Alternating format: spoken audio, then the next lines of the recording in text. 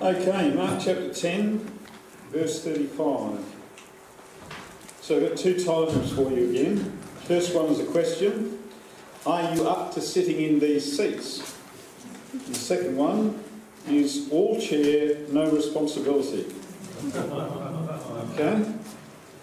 So Mark chapter 10, verse 35, this story where James and John came to Jesus, and we read there verse 35, it says, and James and John, get that stopwatch going.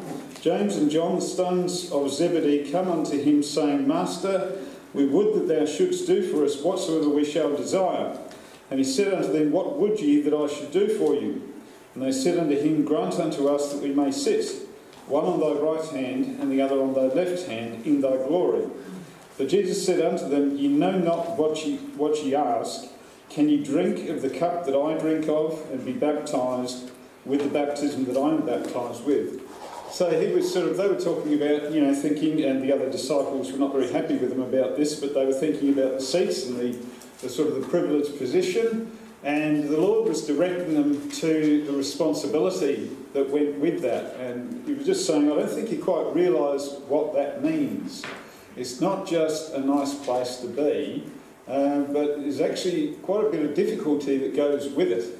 And he was pointing out that, he was going to have to go through the cup that he drank of was his death, and the baptism he was baptised with was going to be difficult. And he was talking about the troubles and the trials and the death and the sufferings and the persecution and everything else that he was going to have to go through. And in the end, they said, yes, we can. And Jesus said, well, you will indeed. But he said, unfortunately, it's not mine to give where you're going to sit in the kingdom. But I just want to look at this thought that Jesus is pointing them back to the responsibility. And I want us to sort of think about that. James, as I mentioned the other day, James was executed later on from history. It seems that John was too, but some 50 years later afterwards. And they had their various jobs, and they were quite important men, of course, amongst the apostles. The Lord had different jobs for each of them, but they did go through those difficult times. But again, the Lord is sort of...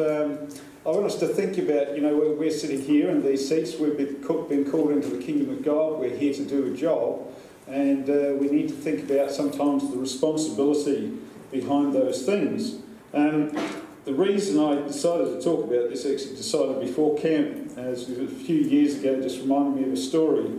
I was on an Air New Zealand flight, and I can't remember where I was going to Australia or somewhere like that. We got on the plane and everybody's getting seated, and they're starting to go through the rigmarole of going through the instructions, the safety instructions and all that. And there were these three young fellas who were sitting in the exit seats, or one of the rows of the exit seats. And they sort of had the hoodies on, and they had the earphones on, the big headphones on, and they were playing something. And they particularly mentioned that no transmitting type devices should be playing or being used at this time. Anyway, they were doing exactly that. And they were making, right from the start, you could see there was a bit of a larrikin sort of aspect to these fellas. And I was only a couple of rows away, and you're sort of thinking, I've got to sit through all this, through the whole flight.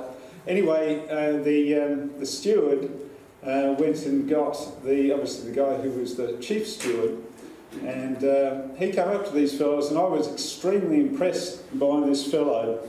And I always kicked myself that I never actually wrote into Air New Zealand, really gave him a good commendation. He came up to these fellows. First thing he said to the guy that had the headphones on, he said, take those headphones off. He said, put that thing away. I want to see it again for the rest of the flight. And then he started talking to these fellows. He said, do you know where you're sitting? And he started to sort of point out the responsibility of those seats. And he said, I don't know if you realise it, but all of these people, and he was saying it not loudly, but he was saying it loud enough so that the people in the seats around could hear everything he was saying.